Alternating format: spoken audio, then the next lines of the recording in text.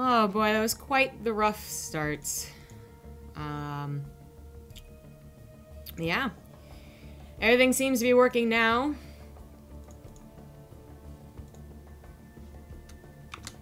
Making a quick tweet to let everyone know.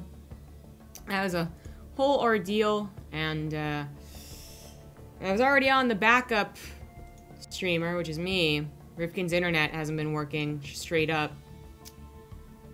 Mine is a connection to Twitch issue, but it has been since fixed, which is cool. So the problem was, by the way, for anyone curious who's been waiting around for this to go live, the problem was, so my dashboard, which I'm the editor of BaseTradeTV, if anyone knows how Twitch works, it doesn't show that Vodcast was playing or that I could end the Vodcast either. So I guess it just hardcore was denying my attempt to go live. So luckily I'm still logged into BaseTradeTV on Firefox, and that I could end the Vodcast with, and as soon as I did, I guess it opened the floodgates and I was allowed to connect. But that's very frustrating that, first of all, they took away the end Vodcast button on my side, because it definitely was there before, and that would be the culprit, because it doesn't tell you, hey, stop your Vodcast, it just says, hey, your stream can't connect. So that's pretty annoying. We missed out on an entire first series. I was in Sue Leenock the first game, just in case I fix it in time, but obviously now I've missed the second time, so oh well. I'm going to try and get into any other game that is available. There's quite a lot of players today in the Olimoleague, a lot of signups. Round 1's almost already over and done with, and round 2 just looks like a ton of really good players. I was thinking about getting a GuMiho versus Stats, but I don't know where Stats is, so he might just get walked over here.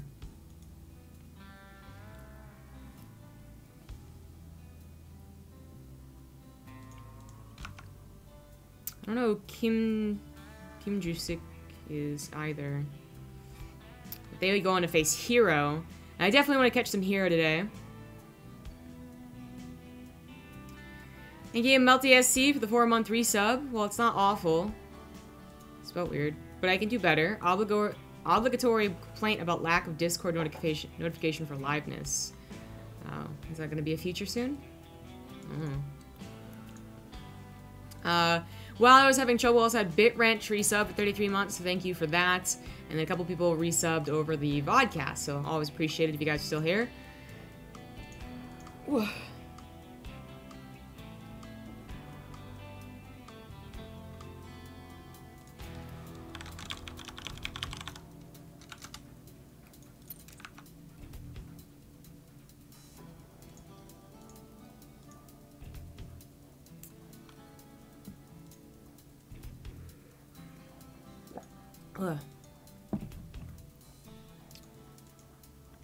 Stats is now online, so I'm gonna try and jump into that, but we'll see what happens. Kira's playing today.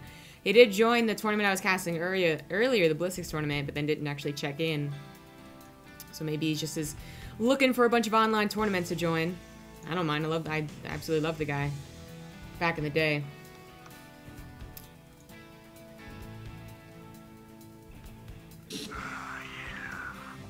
Thank you, Dr. Sidewinder, for the 25-month resub. A long time.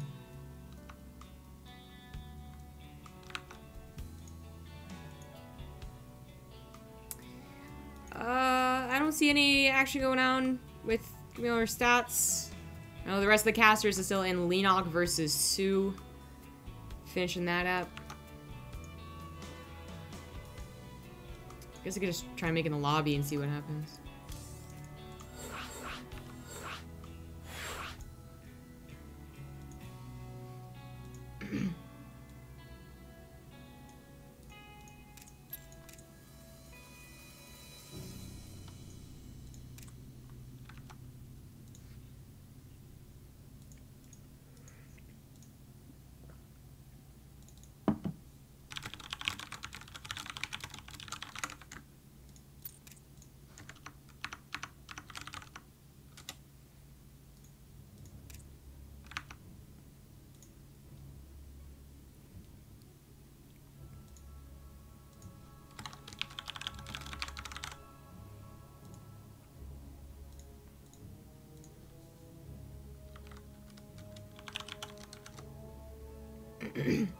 Well, I'm not being told not to cast this, and as soon as I invited them to the lobby, they joined, so... Alright, they're ready to go. I have to sneeze. Just a second. Damn it. Come on. No. No. No. Not gonna happen. Just kidding. Let's do the first match cast.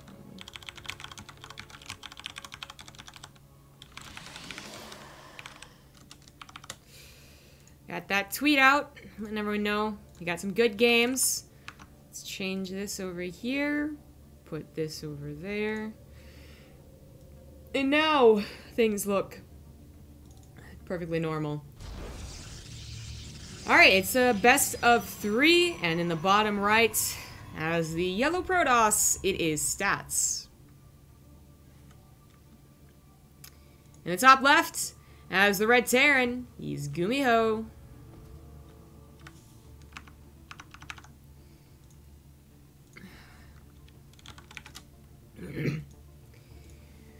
Alright, so TVP. GuMiho already mixing things up by sending that out early SCV to build a proxy. Racks, most Protoss players, though, are back to scouting almost every single TVP. I think this kind of was in fashion for sure when one bases were the way to go. Not proxy necessarily, but still one base was the way to go. They learned to, scout every time. Then Terrans kind of gave up on that. Just one racks expanded, no big deal. Wouldn't mind drop became the old standard. And Protosses might have gotten surprised by these proxies, but I think it's back to just scouting every single time. And if you don't scout versus a Terran, then you're just asking for trouble. But as always, this is not it's the first complication, but it's not the most major complication of having to deal with a Terran that is one basing it. The major one is just no knowing exactly what they are getting out of there, because the Reaper is just, it's whatever, right? Like, okay, it's proxy, but it really just starts the ball rolling. It doesn't really matter in the long-term scheme of things. It's what also follows that in terms of like a factory with a Cyclone or a Starport with a Banshee, which GuMiho is actually only just now putting down. There we go. He's building a bunker in the back. Maybe he's going to try and... Actually, I don't know what that is. It wouldn't be out an overcharge, and it wouldn't help the Reaper, like, micro around the bases, would it? So I don't know about that, but there was an attempt. The Reaper does come in here now. Obviously, the Zealot can't really kill the Reaper, or shouldn't be able to, but it is supposed to soak up some damage for the probes. That was awfully close to losing that Reaper. Ooh.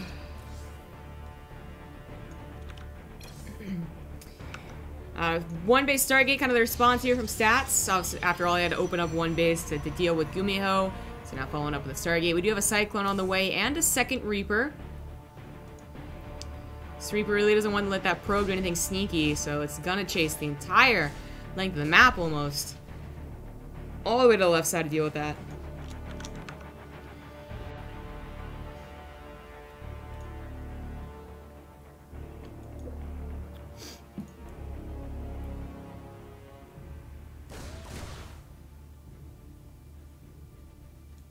Third Reaper? You don't see too many proxy barracks go into a third Reaper. I mean, sometimes you don't even see it go into the second Reaper because that is used to build a faster factory and then, a faster starport. But GuMiho really did only, like, truly proxy the barracks. He got a factory back home, but it, very defensive. He might send it across the map once he realizes that he doesn't need it at home.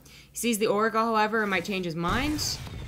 This first Cyclone's already over here, though, and is going to try and help, but it can't, not really. Second Reaper did go down. Alright, that seemed to be solid enough, but GuMiho kind of, throwing in a wrench here. Not exactly going for one base all the way, added a command center before that starport, so he is getting perhaps an economic edge, especially if he could cancel this Nexus. Here, the barracks landed in the main base building a Marine. Alright, don't do that too often. The Oracle has run out of juice, but this one still has some, and the Cyclone is probably gonna die.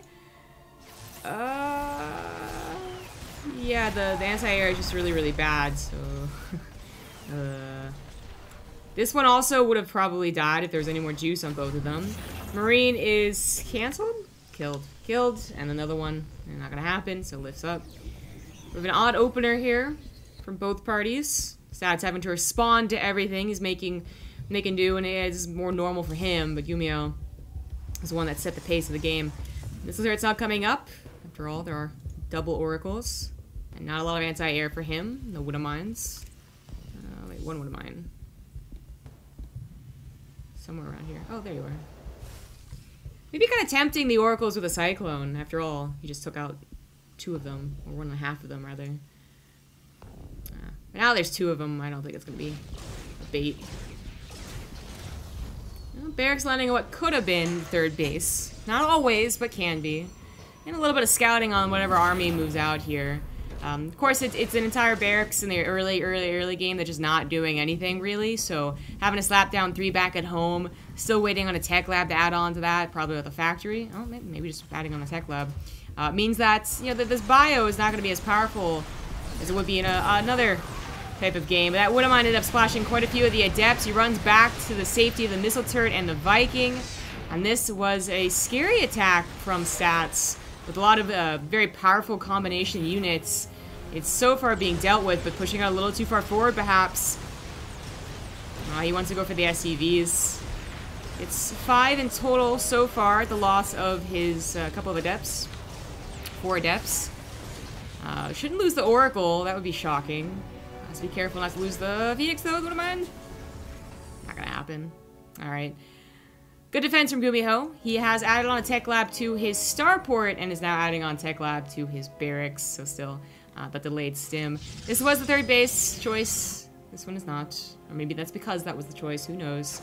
Stats, after all, is a probe here. So maybe he had a different plan and then had to change his mind. I think either one is fine for most of the matchups. I don't want to say all races, but most of the matchups I think that other one can be taken and not be too peeved about it. The only one I'm thinking of is probably Zerg, especially in like ZBT. I don't think you don't see this as the 3rd. Resident Glaze, perhaps? Some people still sticking to that old standard, but I think a lot more people are changing over into Charge. Or, you know, even Blink sometimes. But with the Phoenix count, it should not be Blink. It is going to be Resident Enclaves. It's a very classic build combination, upgrade combination here.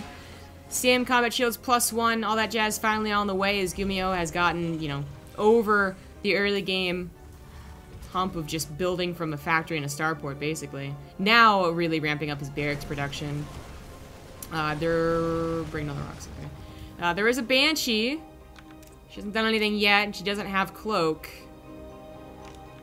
But it's still gonna be a surprise. After all, he knows that the Phoenixes are over here on his side of the base, his side of the map. So this is going to do a bit of damage. I would say 6 would be pretty worth the Banshee. She's gonna get maybe 6 exactly. Woo, 6 exactly. As you can see, even only 2 Phoenixes take out that Banshee really quick. But 6, as I said, probably worth the investment into her. I think the actual direct, like, cost and gas and the fact that you didn't get Cloak makes 6 okay. Maybe the fact that you delayed, you know, your stim or whatever it was is a little more impactful. But we see the production has really ramped up for GuMiho. He's on exactly what he would want. Widow Mines, 5 barracks, medevacs. This +1 finish, I believe, yeah, it did. And he is going to be ready to move out quite soon. Phoenix does go down here. Another one quite low, but is grabbing a couple Marauders, and that is always nice. 3rd CC is put on location. A bold move against Phoenixes.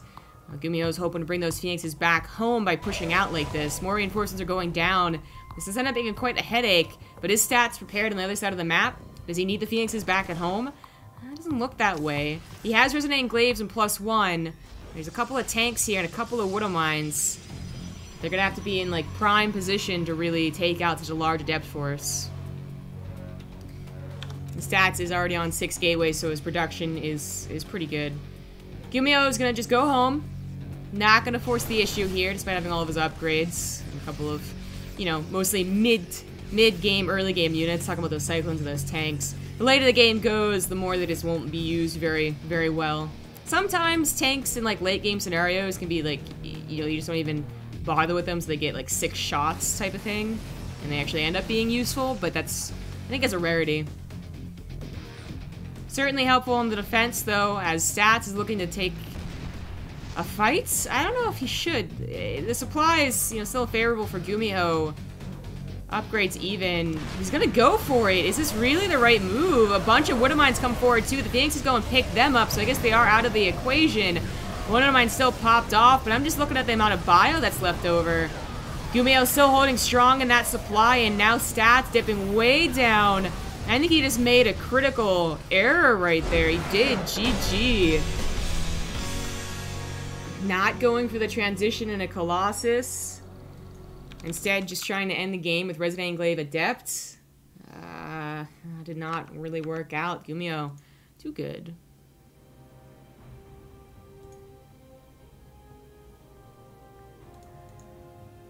And that'll be stats map choice, as it is in the Olimoleague.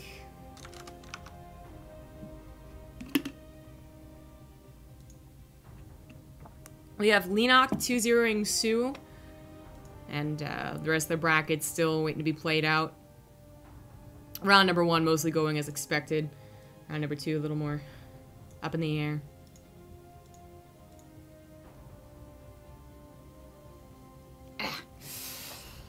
Oh, I've been doing a lot of casting, guys. Quite a bit.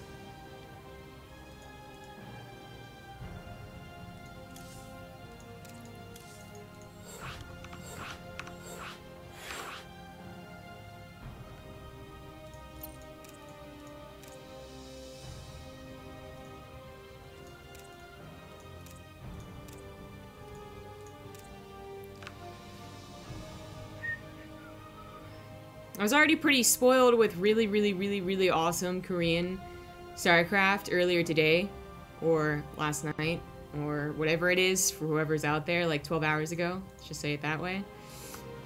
I don't know if it's going to be top in the Olimoleague, as much as I love the Olimoleague. Been going almost 3 years. Jeez, those games were amazing.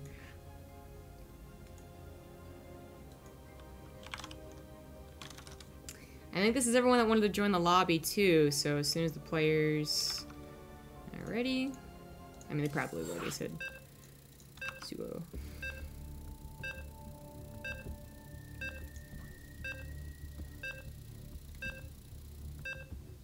Alright, swap swings.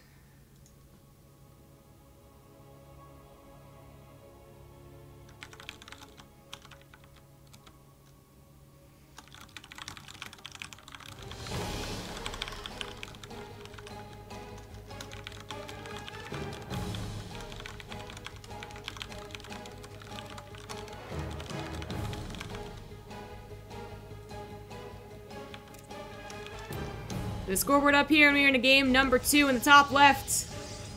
Taking a loss in that last game, it is going to be stats.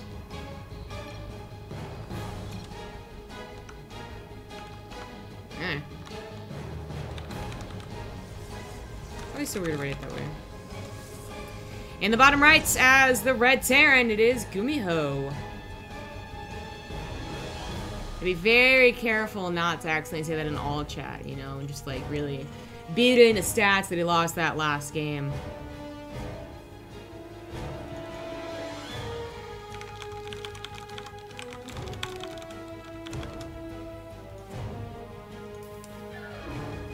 No proxy racks this time. I thought that Sats did a fine job holding on and keeping a clear head and continuing on with his build order as, you know, as much as you can, with having that little, you know, proxy barracks thrown into things. But, you know, maybe it did throw him off a little bit. Maybe it made him feel like he should be more aggressive. Maybe it's ruined an otherwise great macro plan to transition.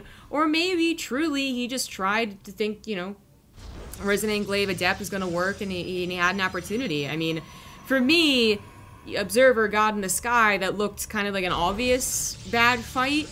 Tanks, the amount of bio, and then the Woodamines did end up coming down too, but even without that, I thought it was going to go okay.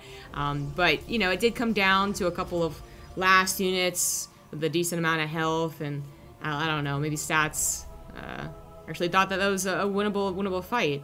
So, you know, he's a very good player. I'm not going to knock him. And it's very different to be the observer in the sky than it is to be playing the game. But it was just a little bit odd because it was just like not the, you know, super overwhelming amount. GuMiho was playing safe by pulling back, not letting himself get into that position that so many Terrans find themselves in, pushing when they shouldn't. And, you know, even stats, you know, I had +2 on the way. That wasn't really going to help. I don't know. It's a little odd, but understandable, I think, in the grand scheme of things. But this is more important. So there wasn't a proxy racks, but there was a proxy factory. Listen to the main base. You know, the Protoss player is going to be so much more worried, excuse me, about, you know, putting pylons in their main and then pylons at their front. This is for the Cyclones or like a Marine push. This is for the Reaper or maybe a Wood of Mine drop as the game goes on. You don't want to put pylons around the edges early on because they're just not going to be as useful. The chances of them being dodged out by the medevac just by pure chance is still kind of high. Bye-bye SCV. This one's okay because it can kind of help out with the front push too. But as you can see, not looking for that Wood of Mine. 7 probes immediately go down, and stats probably already feeling quite bad about this game. He's pushed off, the Adepts pushed off by the Marines, Command Center almost done, and he doesn't have a very easy way to deal with multiple Widow Mines. This is one of those things that I really liked the development of in TVP, to be honest, where Resident Enclave Phoenix just was constantly shutting down any form of aggression because why not? It's Phoenixes, and they deal with, you know, medevacs really easily. But then some Terrans just took it as an excuse to just, like, do more of it, right? And the more Widow Mines that could actually get burrowed, the more the Oracles had a tough time dealing with it, because the Revelation could ideally, you know, in a Terran's point of view, only hit 1 Widow Mine at a time. So this Oracle, you know, it's still waiting on the energy. This Widow Mine might just get a 3rd shot. It's already been totally worth, as this was a, you know, 2-base proxy factory. This Widow Mine might even be forgotten about here. Okay, that's 1 more, but in total, 11 probe kills from this Widow Mine. That is quite good. And the factory is going to go ahead and go home. Oh, just kidding. It's going to go ahead and go over here and then produce, I don't know what, but it's joined by Marines. Okay, more Widow Mines. I was thinking maybe a Cyclone too, but more Widow Mines is good. This Oracle is going to get sniped, not paying attention. More probes could go down too. And don't forget, the GuMiho is going for Banshee behind this and just macroing as well. Almost gets the Oracle there as well. This Widow Mine could move. There we go, as I say it. A Phoenix pops out to help with the medevac, and the Oracle does take care of that Widow Mine. But this is still a lot of chaos. Can he save that medevac? He might be able to. The Phoenix is very, very, very low, but at least the Marines can maybe take out one of these units. Oh, if he had dropped that last Marine, maybe that's a different story. But there is a Widow Mine that's dropped off. That time that was easier for stats to deal with. Not dropped off, it just ran past, but easier for him to deal with. It was only in range of that 1 probe.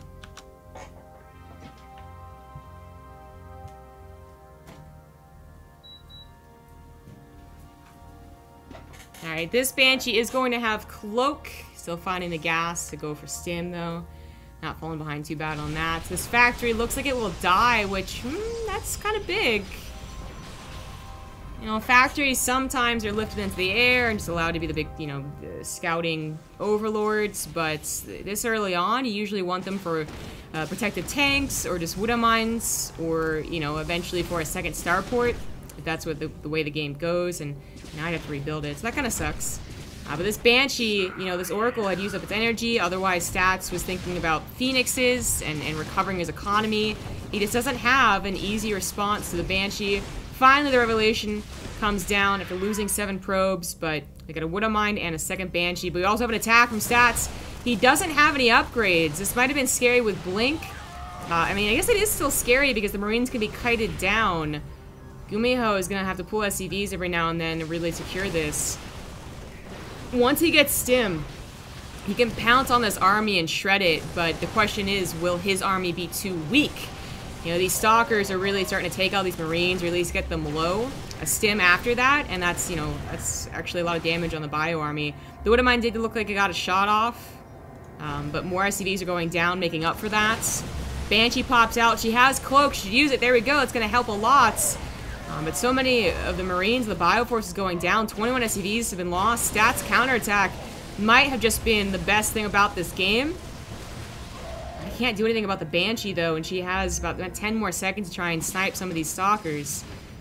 Yeah, 2 of them go down. Maybe a 3rd one. Ah, the pickup micro. He should just... I think he realized, too, he should have sent that Banshee to the side to wait. This has bought him crucial moments to get to Stim, though. He uses it, he pops it, and it looks like there's just enough bio to take care of these Blinkless Stalkers. Takes care of the Warp Prism, too, and stats. It looked hopeful, but no, GG. GuMiho with the hold. That's going to be a 2-0 for our Terran, leading him into the round of 8. He will be going up against another Protoss player, Myungshik. I think that is what I'm going to be getting into. Leenock has advanced, Kira's advanced, Zest has advanced over Patience, and I would love to catch me some Zest versus Hero if that is going to be the case, but I think this one already being set up is the one I'm going to be getting into, so I'm going to try and set that up. And while I do that, take a quick 2-minute break. Thanks everyone for watching. Sorry about the delay. Just trying to fix things without knowing exact problem. Kind of sucks, but we're ready to go now, so a lot of StarCraft to come.